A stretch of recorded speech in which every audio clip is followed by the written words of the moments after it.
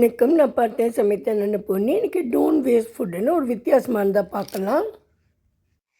இது கொத்தமல்லி தழை இருக்கு இல்லையா, அதனோட வேறு. இதை நல்லா வாஷ் பண்ணணும். எப்படின்னா, ஒரு தண்ணியில் நல்லா ஊற வச்சுட்டு, அப்புறம் அதை அலம்பிட்டு, மறுபடியும் ஃப்ரெஷ் வாட்டரில் மறுபடியும் ஒரு 1 ஹவர் ஊற வச்சுட்டு, 2 டைம்ஸ் அது மாதிரி நல்லா அலம்பிட்டு, அடுத்தது நல்லா குடிக்கிற தண்ணியில் வச்சு, அதில் கொஞ்சம் பேக்கிங் சோடாவை போட்டு, இது ஒரு ஃபியூ ஹவர்ஸ் நல்லா ஊற வச்சு அதை க்ளீன் பண்ணி அப்புறம் எடுத்தது கொத்தமல்லியோட வேறு. இது இப்போ அடுத்ததாக இதை சின்ன சின்னதாக நம்ம கட் பண்ணிக்கலாம். இந்த அலம்பி வச்ச வேரெல்லாம் கட் பண்ணி இன்னொரு பாத்திரத்தில் போட்டுக்கலாம். இது மாதிரி எல்லாத்தையும் நம்ம கட் பண்ணிக்கலாம். இப்போ வாண்டியை வச்சுட்டு 1 டேபிள் ஸ்பூன் தேங்காய் எண்ணெயை விட்டுக்கலாம்.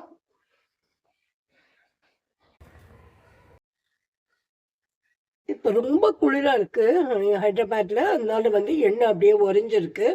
இந்த வருஷம் என்னமோ ரொம்ப ரொம்ப குளிராக இருந்தீங்க. இதுக்கப்புறமா எண்ணெய் கொஞ்சம் சூடாகிடுத்து. ஆனதுக்கப்புறம் கடுகு போட்டுக்கலாம் 1 டீஸ்பூன்.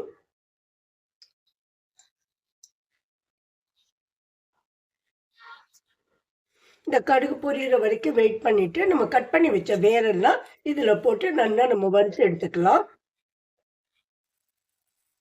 இப்போ கடுகு வெடிச்செடுத்து அது கூட நம்ம இந்த வேர் நம்ம கட் பண்ணி வச்ச கொத்தமல்லியோட வேரையும் நம்ம நல்லா போட்டு வறுத்துக்கலாம். அது கூட இவர் போட்டிருக்கிறது 2-3 பச்சை மிளகாயோடு அந்த தண்டு மேல இருக்கிற காம்பு. அதுல நல்ல காரம் இருக்கும் அப்படிங்கிறதுனால அதையும் வேஸ்ட் பண்ணக்கூடாதுன்னு அதையும் கூட போட்டிருக்க. அதையும் நல்லா அலம்பிட்டு தான் போட்டுட்டு நல்லா நம்ம வறுத்து எடுக்கலாம். அதை இப்போ இது ஓரளவு நல்லா வறுந்து நல்லா முறைன்னு ஆயிடுத்து. இப்போ நம்ம கருவேப்பிலையும் கொத்தமல்லி இது கூட போட்டு வறுத்துக்கலாம். போடுங்க.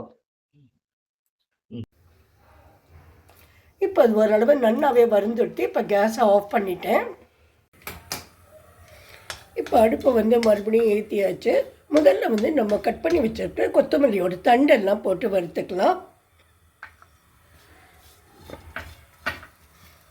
இது கொஞ்சம் நல்லா வதங்கணும். இது ஒரு நிமிஷம் வதங்கினா போதும். அதுக்கப்புறம் நம்ம சுத்தம் பண்ணினா கருவேப்பிலையை இது கூட ஆட் பண்ணிக்கலாம். 1 கப்பு கருவேப்பிலை இருக்குது. இதுக்கு இவ்வளோதான் கருவேப்பிலை போடணும், இவ்வளோதான் தண்டு போடணும்னு கணக்கில்லை. நம்ம கண் பார்த்த பாதையை நம்மளுக்கு எவ்வளோ வேணுமோ அவ்வளோவா போட்டுக்கலாம். இதுவும் நல்லா வதங்கணும்.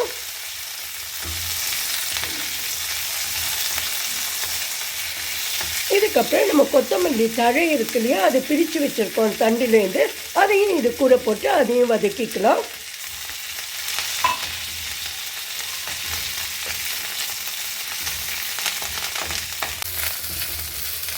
இது நல்லா வதங்கிட்டு இவ்வளோ தூரம் வதங்கினா போகிறோம். அதனோட க்ரீன் கலர் கூட அப்படியே இருக்கு பாருங்க.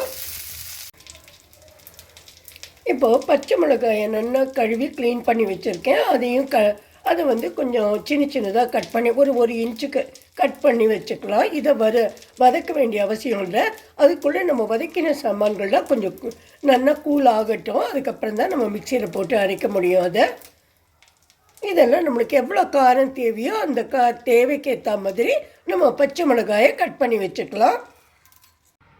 இந்த மேலே இருக்கிறது பாருங்க, இந்த பச்சை மிளகாயில் கூட இந்த நெத்தை அப்படியே தான் விட்டுருக்கார். அந்த மேலே தடியாக ஒரு கம்பு மாதிரி இருக்கும் இல்லையா, அதை மாத்திரம் கட் பண்ணியிருக்கார். இதில் கூட இந்த மேலே இருக்கிற நெத்தில் கூட அவ்வளோ சக்தி இருக்கா. அது நியூட்ரிஷியஸ்னு சொல்லிட்டு அதை கூட வீணாக்காமல் அதையும் சேர்த்து தான் கட் பண்ணுறார். எவ்வளோ தேவையோ அவ்வளோ பச்சை மிளகாயை நீங்கள் இது மாதிரி கட் பண்ணிக்கலாம். இது நல்லா சூடு ஆறின அப்புறமா இந்த அளவு கொஞ்சமாக புளி வச்சுட்டா போகிறோம். ஒரு சின்ன சுண்டைக்காய், கொஞ்சம் 2 சுண்டைக்காய் அளவு புளி போகிறோம். அதுக்கப்புறம் பெருங்காயம், அப்புறம் தேவைக்கேற்ற உப்பு, இதெல்லாம் வச்சு நம்ம மிக்சியில் வச்சு அரைச்சின்னு வந்துடலாம். இப்போ நம்ம வறுத்தரைச்ச சாமான்லாம் இதில் போட்டுட்டோம். அதில் கொஞ்சமாக பெருங்காயம் போட்டுன்ட்டு உப்பும் போட்டு நம்ம அரைச்சின்னு வந்துடலாம். உப்பும் போட்டுக்கலாம். இந்த பிங்க் சால்ட்டு தான் போட்டுக்கணும்.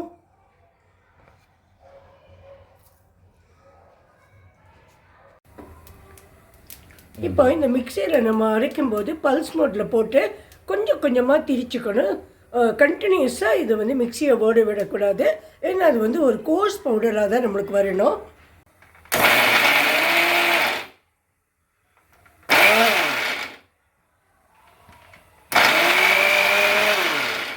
அப்புறம் அப்பப்போ நம்ம வந்து ஸ்பூனால் செக் பண்ணிக்கணும், அதை கலந்து கொடுக்கணும்.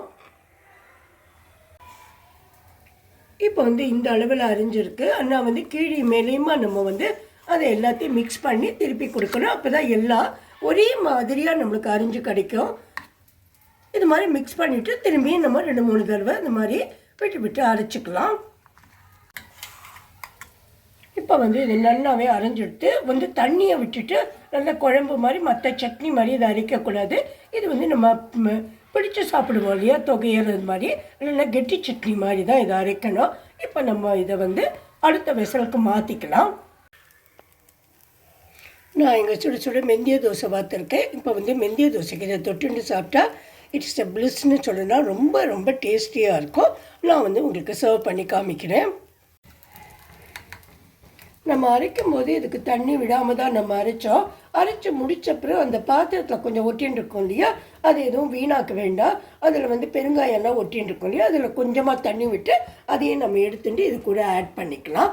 அதுக்கப்புறமா இது ஏதோ ஒன்று மேஜிக் ஒன்று பண்ண போகிறேன் கடைசியிலன்னு சொன்னால் அது என்னன்னு பார்க்கலாம். நம்ம என்ன நான் பண்ண போகிறேன் மேஜிக் வாங்க சொல்லுங்க. தேங்காய் எண்ணெய் மிக்ஸ் பண்ண போகிறேன். இதோட தேங்காய் எண்ணெய் கொஞ்சம் உரக்க சொல்லுங்க.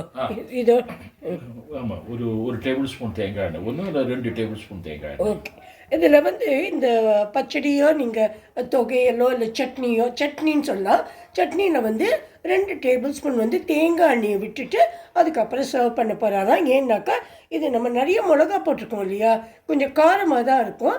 அந்த தேங்காய் எண்ணெய் வந்து இந்த காரத்தை வந்து கொஞ்சம் சரி பண்ணிடும். உங்களுக்கு தேங்காய் எண்ணெய் பிடிக்காதுன்னா நீங்கள் வந்து நல்லெண்ணெயும் விட்டுக்கலாம், அதுவும் ரொம்ப நல்லாவே இருக்கும்.